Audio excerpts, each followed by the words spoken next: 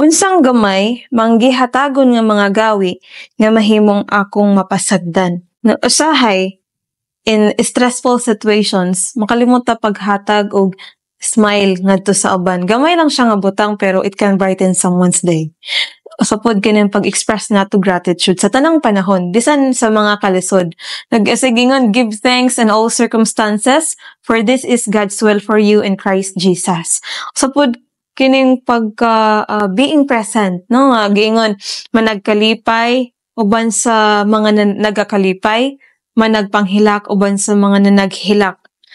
Usapod pag-offer og tabang o carry each other's burdens, and in this way we will fulfill the law of Christ, taking time to listen when someone needs to talk. Gamay lang siya nga butang, no, pero dako na siya og impact ngadto sa katawo nga gihatagan nato og oras. Paghatag og oras to uplift others with words of encouragement and support. Kining mga unused items nato i-donate nato, no, sige nga sa Luke, anyone who has two shirts should share with the one who has none, and anyone who has food should do the same. Kining mga butang nga bisan gagmay, gamay lang siya nga mga butang, i-show nato ang Christ-like love and compassion ngadto sa uban. Usahay man neglect nato tungod sa kabisi, pero take time